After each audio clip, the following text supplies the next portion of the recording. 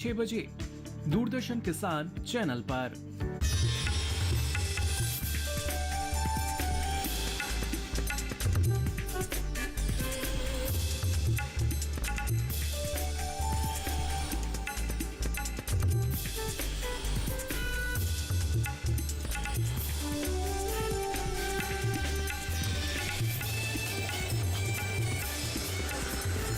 दीदी किसान, बदलते भारत की शान।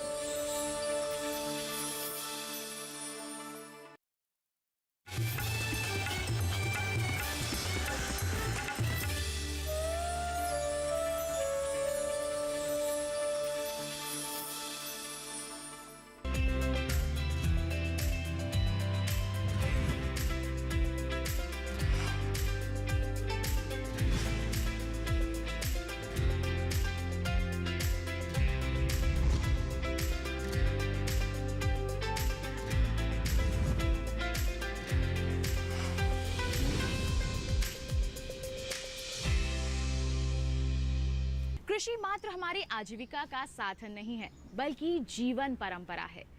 मिट्टी में बीज के साथ हम इस मंगल कामना को भी रोपित करते हैं कि ये प्रकृति सदा सर्वदा सबका पालन पोषण करती रहे। हमारे पूर्वजों ने प्रकृति के साथ तालमेल बिठाकर खेती की परंपरा बनाई। जल के साथ मिट्टी, खाद्य, सुरक्षा, पोषण, सतत विकास हमारा भाग्य और भविष्य भी जुड़ा है। तो फिर आइए पूर्वजों की इस परंपरा को फिर से आगे बढ़ाएं, जैविक खेती को अपनाएं।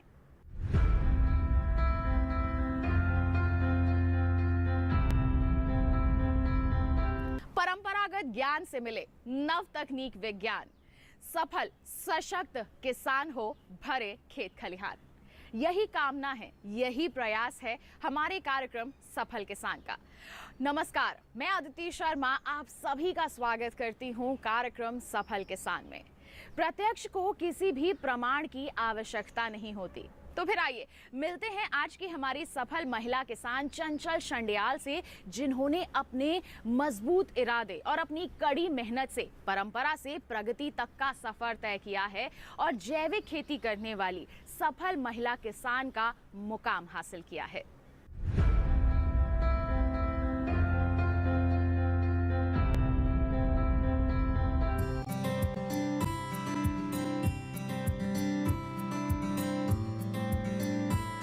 जहाँ चाह है वहाँ राह है, इस कहावत को सार्थक किया है खैरपुर ग्रेटर नोएडा की सफल महिला किसान चंचल शांडियाल ने। खेती बाड़ी के कामों में इतनी तन्मयता से लगी चंचल शांडियाल पहले पेशे से फैशन डिजाइनर रही हैं। कोविड काल के दौरान जब बाहर सन्नाटा था, काम धंधे गतिविधियां धीमी थी, तो इनके दिमाग में नई सोच अंकुरित हो रही थी।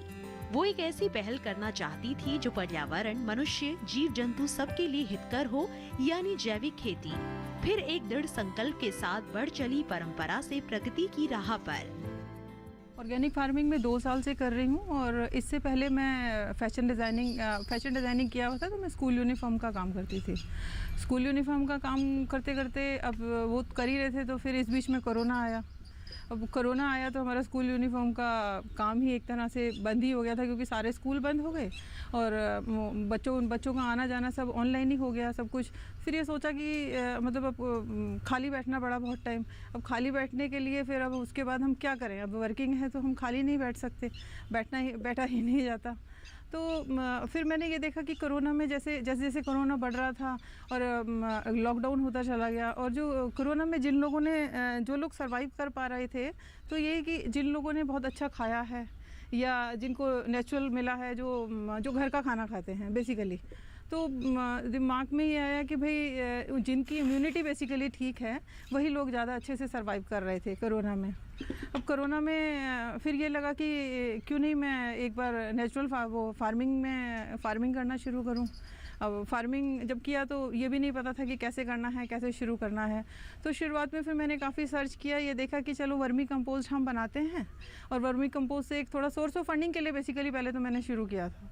और कुछ टाइम बाद फिर ये लगा कि मैंने 1 एकड़ लिया था, वो शुरू किया। फिर 1 एकड़ और लिया कि उसके अंदर वेजिटेबल्स भी करते हैं। वेजिटेबल्स किया और मैंने कुछ लोगों को मेरे साथ जोड़ा। एक स्वस्थ और टिकाऊ कृषि पद्धति को जैविक खेती कहते हैं। इसमें रासायनिक खादों, कीटनाशकों का बिल्कुल इस्तेमाल नहीं किया जाता। इस्तेमाल किया जाता है गाय के गोबर, गौमूत्र से बनी खाद, कीटनाशकों, उर्वरकों, वर्मी कंपोस्ट, फसल अवशेष से बनी प्राकृतिक खाद का। जैविक खेती का लक्ष्य है मिट्टी की बढ़िया सेहत, प्राकृतिक संसाधनों का संरक्षण और दक्षतापूर्ण उपयोग, सबके लिए स्वास्थ्य, लागत, कम गुणवत्तापूर्ण उत्पादन, सशक्त समृद्ध किसान। जब महिला किसान चंचल ने जैविक खेती करने की ठानी तो उनके पास वर्मी कंपोस्ट बनाने का थोड़ा बहुत अनुभव था, लेकिन जैविक खेती को सही ढंग से शुरू करने और समय और मांग के अनुसार इसमें वैज्ञानिक विधियों, तकनीकों का मेल करने हेतु सही जानकारी, विशेषज्ञों की सलाह और प्रशिक्षण की आवश्यकता थी। जब कुछ कर गुजरने का इरादा हो, संकल्प हो, तो विकल्प भी मिल जाते हैं। जब हमने शुरू किया, जब तो सर ऐसे ही कर दिया था, कुछ पता नहीं था। और जब लोग मेरे साथ जुड़ने लगे और उनको अच्छा लगने लगा और मुझे लोगों ने कहा कि भाई आप इस चीज़ को बढ़ाइए, सिर्फ वेजिटेबल्स ही हम ऑर्गेनिक ले रहे हैं तो हम आप कीजिए कि भाई हमें गेहूँ भी मिले, दालें भी मिलें। फिर ये कि भाई मुझे पूरी तरह से ऑर्गेनिक करना नहीं आता तो मैं क्या करूँ। फिर हमने ये देखा, काफ़ी सर्च किया कि मुझे ये ट्रेनिंग कहाँ से मिलेगी, मैं कहाँ से प्रॉपर तरीके से इसे सीख सकती हूँ। नेट पर सर्च करने के बाद और कई लोगों से और भी मैंने विचार विमर्श किया तो उन्होंने कहा कि हर एरिया के अपने KVKs होते हैं जो कि इस तरह बहुत सपोर्ट करते हैं और उनके साइंटिस्ट जो हैं वो समय समय पर आपके खेत पर आते हैं और वो सर्वे करते हैं, देखते हैं कि आप अच्छा कर रहे हो तो वो आपको और अच्छे बताते हैं कि आप इसको ऐसे कर सकते हैं। और जिस तरह से भी आपको हेल्प की ज़रूरत होती है वो आपकी हेल्प करते हैं। इवन वो बीज भी देते हैं और वो भी फ्री ऑफ कॉस्ट ही देते हैं, उसका भी कोई चार्ज नहीं करते। और अगर आप जब भी उन्हें बोलते हैं वो आते हैं, रैंडमली भी आते हैं और वैसे भी वो आगे आपको सपोर्ट करते रहते हैं। तो मैं KVK गई, वहाँ पर मिली साइंटिस्ट मेरे को डॉक्टर मयंक राय, उनसे मैं मिली। तो उन्होंने फिर मुझे बताया कि यहाँ पर जो विपिन शर्मा जी हैं, उन्होंने मुझे उनके पास भेजा। फिर मैं विपिन शर्मा जी से मिली। सर ने आए और हमारी साइट पे विज़िट की। साइट पे विज़िट करके उन्होंने मुझे काफ़ी सारी चीज़ें बताई कि भाई आप ऐसे कर रहे हो। तो अभी तो मैं रैंडमली कर रही थी, मतलब एक हौच पौच में कर रही थी, मेरा कोई सेक्शन अलग नहीं था किसी चीज़ का भी। तो उन्होंने मुझे सजेस्ट किया कि आप वेजिटेबल का अलग करें और जो भी फ्रूट का करते हैं वो अलग करें, मतलब हर अपनी एक यूनिट को अलग अलग करें। और फिर उन्होंने ये कि अगर आप गेहूं पर भी जा रहे हो और ऑर्गेनिक कर रहे हो तो आपको फिर एक यूनिट, प्रोसेसिंग यूनिट भी लगानी चाहिए। भारत सरकार चाहती है कि अधिक से अधिक युवा कृषि क्षेत्र में आए, प्रशिक्षण प्राप्त कर समझ-बूझ के साथ कृषि व्यवसाय की तरफ बढ़े। इसके लिए लगभग प्रत्येक जिले में बने कृषि विज्ञान केंद्रों की भूमिका बहुत महत्वपूर्ण है। विभिन्न प्रशिक्षण कार्यक्रमों के जरिए वो बीज से लेकर फसल उत्पादन, प्रसंस्करण और विपणन में भी पूरा मार्गदर्शन और साथ देते हैं। अनेक महिला पुरुष किसान यहाँ से प्रशिक्षण प्राप्त कर कृषि क्षेत्र में सफल हो रहे हैं। प्रयोगशाला के लाभ खेत तक पहुँचाने में एक पुल की तरह काम करते हैं। जैविक खेती करने की इच्छुक महिला किसान चंचल को भी कृषि विज्ञान केंद्र ग्रेटर नोएडा से भरपूर सहयोग मिला। मैं यहाँ सभी समस्त किसान भाइयों और महिलाओं को ये बताना चाहूँगा कि देखिए, ये एक महिला हमसे लगभग 3 वर्ष पूर्व मिली थी। उस समय ये छोटा सा वर्मी कंपोस्ट का कार्य करती थी और उसको वर्मी कंपोस्ट को ये लूज़ में अपना बेचती थी। और हमारे कृषि विज्ञान केंद्र में संपर्क में आने के बाद इनको हमने सर्वप्रथम तो ये बताया कि आप जैविक खेती की ओर इनका बहुत ज़्यादा रुझान था कि इसमें किस किस तरीके से जैविक खेती की जा सकती है और इनके इस वर्मी कंपोस्ट को ही किस तरीके से मार्केटिंग के फॉर्म में लाया जा सकता है। तो हमने इनको 5 किलो की पैकिंग और 40 किलो की पैकिंग में वर्मी कंपोस्ट को पैक करके और बेचने की सलाह दी। इसके साथ साथ क्योंकि इनके यहाँ की जो मिट्टी है उसकी जलधारण क्षमता बहुत कम है, तो खरीफ में इनके यहाँ पर बहुत ज़्यादा संभावना नहीं थी कि धान, जैसे कि हमारे इस ज़िले में मुख्यतः धान की खेती की जाती है, कि धान की खेती की जा सके। तो हमने इनको सलाह दी कि आप बाजरा, ज्वार इसकी खेती कीजिए और वो भी जैविक तरीके से। इसके साथ साथ खरीफ में ये मूंग, उड़द, अरहर इनकी खेती करती हैं और इन सब्जियों की खेती करती हैं, क्योंकि इनका फार्म बिल्कुल नोएडा में स्थित है और यहाँ पर बहुत सारी ऐसी पॉपुलेशन है, ऐसी जनसंख्या है जिनकी पेइंग कैपेसिटी अच्छी है और जो अच्छी गुणवत्ता का अन्न खाना चाहते हैं, अच्छी गुणवत्ता का पोषण लेना चाहते हैं, भोजन लेना चाहते हैं। तो इसलिए हमने इनको जैविक खेती की सलाह दी और इन्होंने हमारे कृषि विज्ञान केंद्र से जैविक खेती का प्रशिक्षण लिया है, जिसको भारत सरकार के agriculture skill council of India द्वारा स्पॉन्सर्ड किया गया था। और अब हम इनका जो जैविक का सर्टिफिकेशन है, प्राकृतिक खेती के जो उत्पाद ये तैयार कर रही हैं उसका सर्टिफिकेशन भी इनका पूर्ण होने वाला है। हमारे कृषि विज्ञान केंद्र की सलाह पर ही इनके द्वारा यहाँ पर गायें रखी हुई हैं।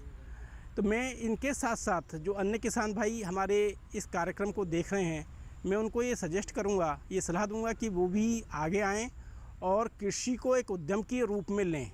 आप लोगों ने देखा होगा कि इनके द्वारा जो भी गेहूँ यहाँ पैदा किया जा रहा है, खरीफ में जो भी ज्वार, बाजरा, अरहर, मूंग, उर्द पैदा की जा रही है, रबी में इनके द्वारा गेहूँ, सरसों पैदा की जाती है, उन सब का ये प्राइमरी प्रोसेसिंग करके उसके उत्पाद अपने यहाँ पर ही पैक करके उसको बेच रहे हैं।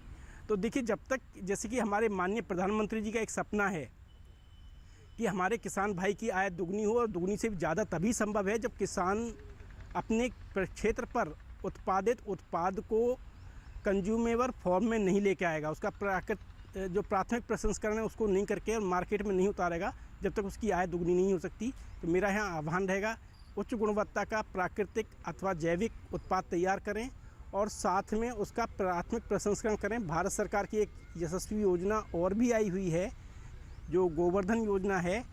उस योजना में जो भी गाय का संवर्धन करते हैं और उसके उत्पाद, देखिए गाय जो माता का दर्जा है उसको, वो धार्मिक तो है ही है, इसके साथ साथ इसके दूध से भी इनकम हम ले सकते हैं। जो दुधारू नहीं है, आजकल लोग उसको छोड़ देते हैं, तो उसके गोबर और गौमूत्र से बहुत सारे उत्पाद बनाए जा सकते हैं। उस गोवर्धन योजना का भी लाभ लें। इन्हीं शब्दों के साथ मेरा सभी किसान भाइयों से आह्वान कि वो जैविक खेती और प्राकृतिक खेती की ओर बढ़ें, और जिस भी ज़िले में हैं वो वहाँ के कृषि विज्ञान केंद्र से संपर्क कर अपनी खेती को उन्नत बनाएं और अपनी आय को बढ़ाएं।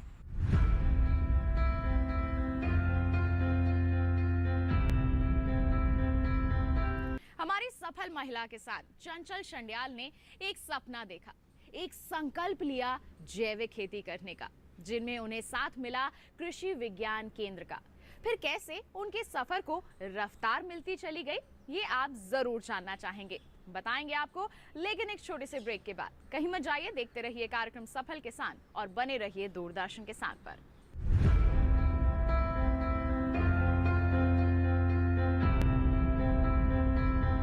जब भी हमारे राज की शादी होगी इसी घर से होगी। हमारी होने वाले बहू के पहले शुभ कदम इसी घर में पड़ेंगे। दुलाल, ये बताओ, कस्तूरी बिटिया की शादी कब कर रहे हो? वो अपने दोस्त के बेटे से। अंदर जाने से पहले मुझसे एक वादा करिए, जल्द से जल्द ये पूरा बंगलो ना हमारा होना चाहिए। अब हमेशा कस्तूरी दी के पीछे क्यों पड़ी रहती है? अरे इतनी बार कहा है मैंने कि वो सगी दीदी नहीं है तेरा, सौतेली है, सौतेली। कस्तूरी कस्तूरी।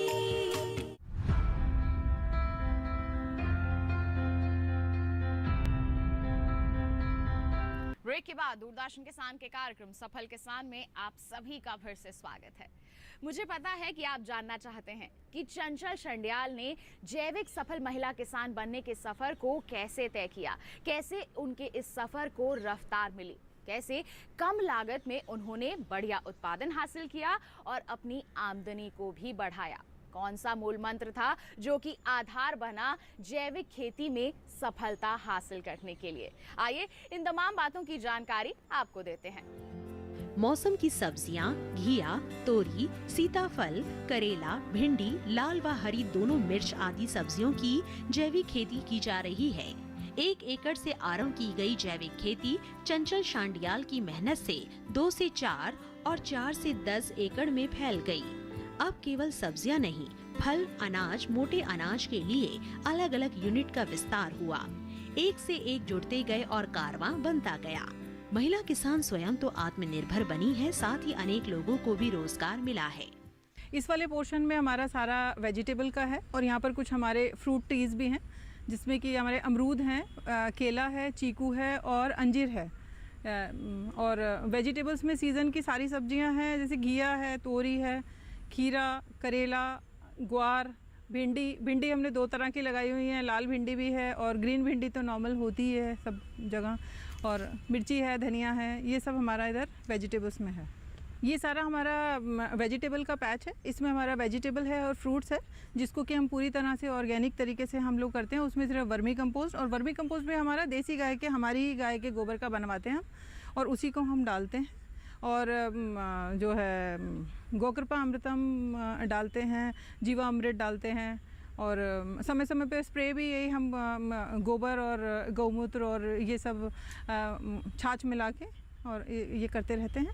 यहाँ पर हर तरह की जो गर्मियों में सब्जियाँ आती हैं उसमें सारी लगी हुई हैं इस वक्त। घिया, तोरी, बैंगन, करेला, भिंडी 2 तरह की हैं, लाल भिंडी भी है, हरी भिंडी भी है, और हरी मिर्च है। जो सीज़न का है, ग्वार है, जो सीज़न का है वो सारा इस वक्त अवेलेबल है। चंचल ने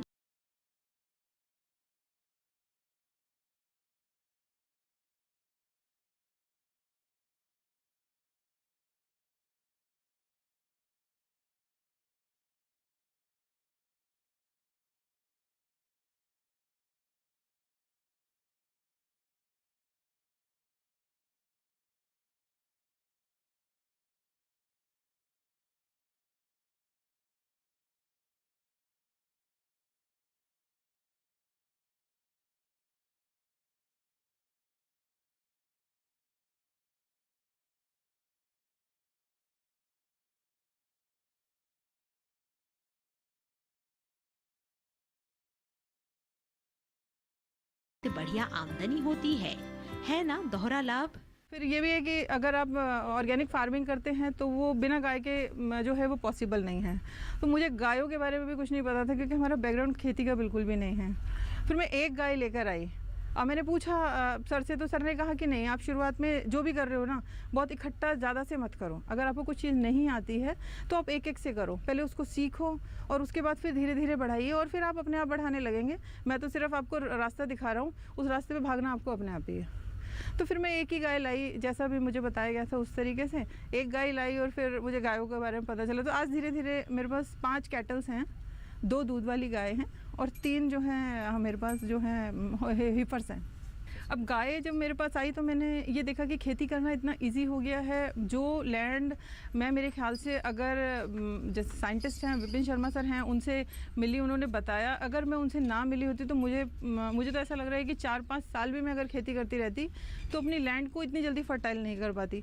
गाय जब से हमारे पास आई है तो हमारी जो खेत हैं वो 2 साल के अंदर ही इतना फर्टाइल हो गए हैं कि अगर आप उसके अंदर चलेंगे ना सर तो एंकल तक आपके पैर उसके अंदर चले जाएंगे खेत के अंदर।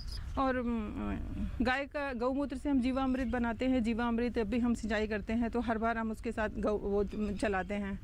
और जो स्प्रे करते हैं उसके अंदर भी हम गौमूत्र और नीम के पत्ते और मतलब भांग के पत्ते भी होते हैं हमारे पास, और कनेर है मतलब ये 10 बढ़नी अर्क बनाते हैं हम, और कई सारे अर्क हम वो बनाते हैं। उसके बाद हम उनके पास स्प्रे करते हैं और वो हम उसके ऊपर छिड़काव करते हैं और हफ्ते में 2 या 3 बार हम छिड़काव करते हैं। तो मैंने ये देखा है कि हमारे जो पौधे हैं उनके अंदर अगर आप शुरुआती स्टेज में ही अगर स्प्रे करने लगो तो कीड़े जो हैं वो एक तरह से रोकथाम उनकी हो जाती है। 80-90% तक कीड़े आते ही नहीं हैं।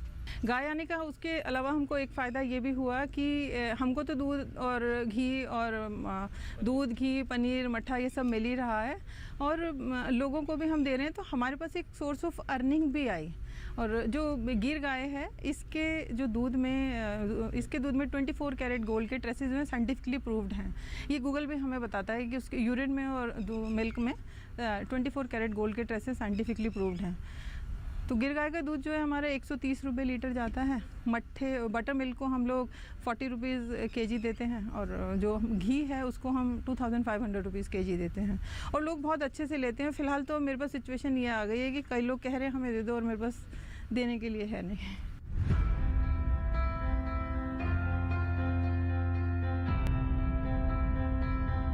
गौ आधारित जैविक खेती को अपनाकर चंचल अपने खेतों में पोषण प्रबंधन कर रही हैं, अपने परिवार का पालन पोषण कर रही हैं और अच्छी आमदनी भी अर्जित कर रही हैं।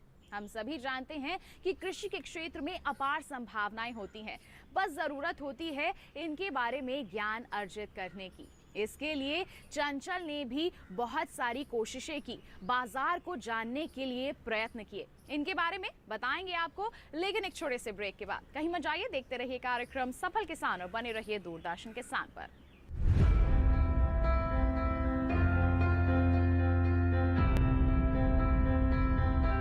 हर मौज है गंगा का दर्पण, ये सुबह है बनारस का मंदिर।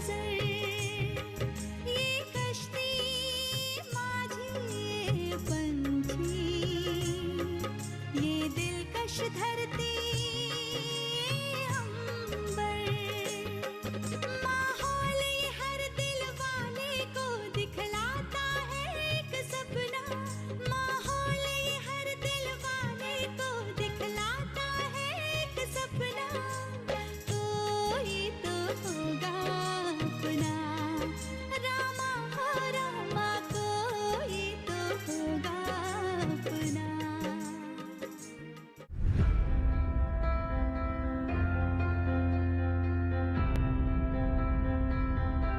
ब्रेक के बाद दूरदर्शन किसान के कार्यक्रम सफल किसान में आप सभी का फिर से स्वागत है।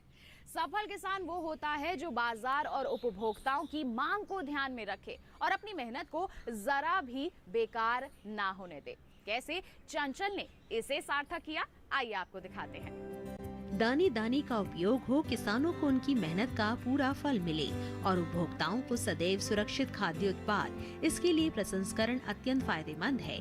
समझदार उत्पादक की तरह सफल महिला जैविक किसान चंचल शांडियाल ने प्रसंस्करण के महत्व को समझा।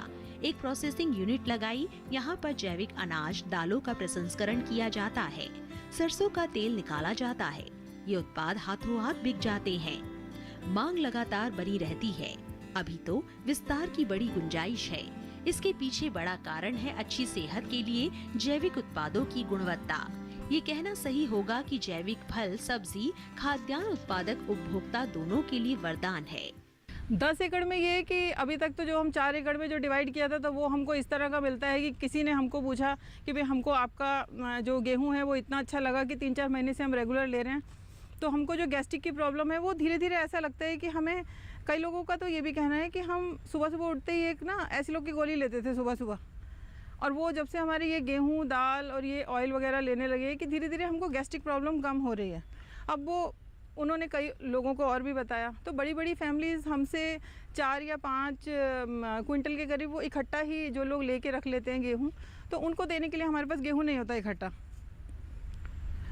तो इसलिए मैंने ये बड़ा लैंड लिया है कि हम ना ज़्यादा गेहूँ और ज़्यादा दालें वो कर पाए ताकि हम लोगों की रिक्वायरमेंट पूरी कर पाएँ, जो कि मैं अभी नहीं कर पा रही हूँ। एक ज़मीन लैंड को ज़्यादा बढ़ाने का मेरा एक रीज़न ये भी था, जो सीजनल क्रॉप्स में मैं गेहूँ, दाल और अलसी वगैरह, अलसी है, चना है, मक्का है, ये सब लेती थी, तो वो मैं प्रॉपर तरीके से ना बहुत ज़्यादा क्वांटिटी में नहीं होता था। अब मेरे साथ लोग ज़्यादा जुड़ते जा रहे हैं तो रिक्वायरमेंट भी लोगों की ज़्यादा हो रही है, तो इसलिए मैंने बड़ा लिया कि और लोगों की रिक्वायरमेंट पूरी हो सके, ज़्यादा मैं प्रोडक्शन ले सकूं। और इसमें मेरे पास जैसे 3 तरह का गेहूं होता है। एक तो सोना मोती गेहूं होता है, वो लो ग्लूटेन, लो शुगर और फॉलिक एसिड होता है उसके अंदर, जो कि हमारे गट के लिए बहुत अच्छा होता है। और एक बंसी गेहूँ है जो 200-300 साल पुराना है, उसके अंदर प्रोटीन का कंटेंट काफ़ी अच्छे होते हैं, उसमें भी लो शुगर, लो ग्लूटेन है। अगली बार में एक खपली गेहूँ आता है जो कि प्रोटीन रिच है, उसके अंदर फाइबर बहुत ज़्यादा होता है, तो वो भी मैं अगले साल उसको भी लगाऊंगे।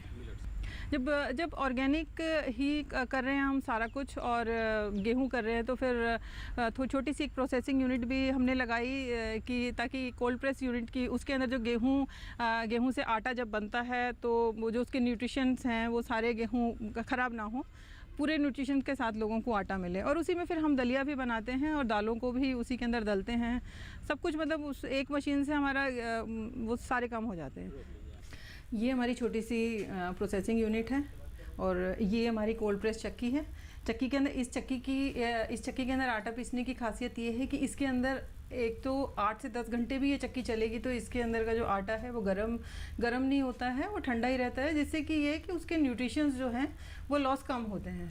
और यहाँ पर देखिए हमारे पास जो काली सरसों है, पीली सरसों है, उसके अलावा यहाँ पर हमारा जितना भी ऑयल वगैरह होता है वो भी सारा कोल्ड प्रेस ही हम लोग यहीं पर ही सब बनाते हैं।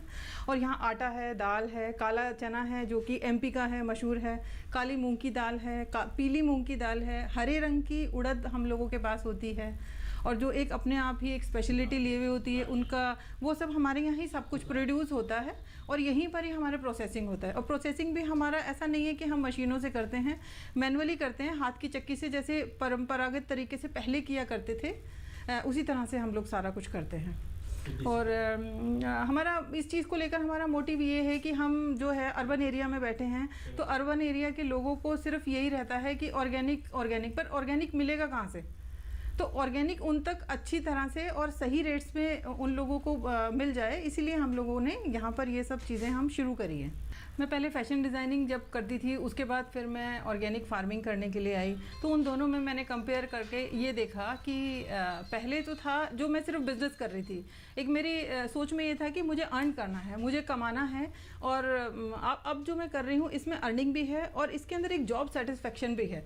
जॉब सेटिस्फेक्शन ये कि मैं लोगों को अच्छा प्रोवाइड कर रही हूँ खाना, और इसके साथ साथ ये है कि मैं लोगों को रोज़गार भी दे रही हूँ, जिससे कि लोग जो हैं आत्मनिर्भर बन रहे हैं। और हमारे यहाँ पर क्या है कि ज़्यादा महिलाओं की संख्या ज़्यादा है काम करने में, तो महिलाओं के अंदर इससे क्या है ना कि एक आत्मविश्वास भी जनरेट होता है और अच्छा लगता है उनको। और जितनी भी महिलाएं हैं वो और महिलाओं को भी मेरे साथ जोड़ रही हैं, क्योंकि हम लोग अब प्रोसेसिंग भी कर रहे हैं। अब मिलेट्स के उसमें भी जाएंगे हम बाई प्रोडक्ट में, तो उसके बिस्किट भी बनाने हैं, पापड़ भी बनाने हैं। उन सब चीज़ों को जितने अच्छी तरह से महिलाएं कर सकती हैं और महिलाएं जिस तरह से उनको बढ़ावा दे सकती हैं, वो तो बात ही कुछ अलग होती है। और महिलाएं अपने आप में ये सब कर आत्मनिर्भर बन के ना, उनके अंदर एक कॉन्फिडेंस भी आ रहा है कि हम भी कुछ कर सकते हैं। हम जिस भी क्षेत्र में काम करें, यदि आत्मसंतुष्टि अनुभव होती है तो कुशलता, सक्रियता और सफलता बढ़ जाती है।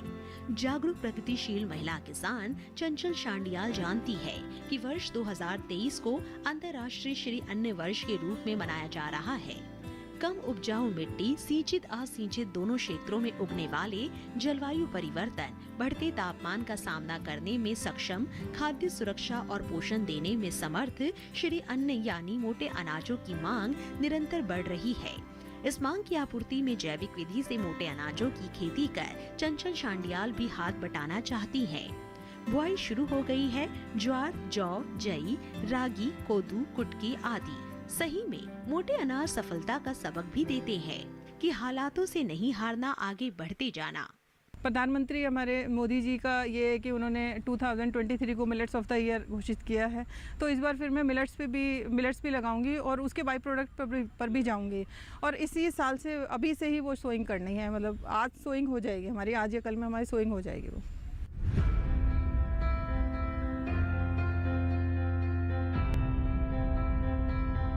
हमें उम्मीद है कि चंचल शांडियाल ने जैसे परंपरा से प्रगति तक का सफर इतने बेहतर ढंग से तय किया है, एक सफल जैविक किसान के रूप में अपनी एक अलग पहचान बनाई है। ये हम सभी के लिए एक मिसाल है और एक संभावना है कि हम भी कृषि के क्षेत्र में अपनी एक अलग पहचान बना सकते हैं। तो उम्मीद करते हैं आज के हमारे इस कार्यक्रम में दी गई जानकारी आपके लिए जरूर प्रेरणादायक साबित हुई होगी। साथ ही आपको बता दें, आप हमारा ये कार्यक्रम दोबारा देख सकते हैं, रुक कर सकते हैं हमारे YouTube चैनल का। आप हमें ईमेल भी कर सकते हैं। ईमेल आईडी है safalkisandd@gmail.com। आप हमें पत्र भी लिख सकते हैं। हमारा पता है सफल किसान, कमरा नंबर 110, CPC दूरदर्शन, खेलगांव, नई दिल्ली 110049। तो हमने आपको दोनों माध्यम बता दिए हैं। अगर आपके पास भी है कोई कामयाबी की दास्तान तो आप हमारे तक पहुंचा सकते हैं। तो इसी के साथ अगले अंक में फिर मुलाकात होगी आपसे। तब तक के लिए दीजिए इजाजत, लेकिन आप बने रहिए दूरदर्शन किसान पर। नमस्कार।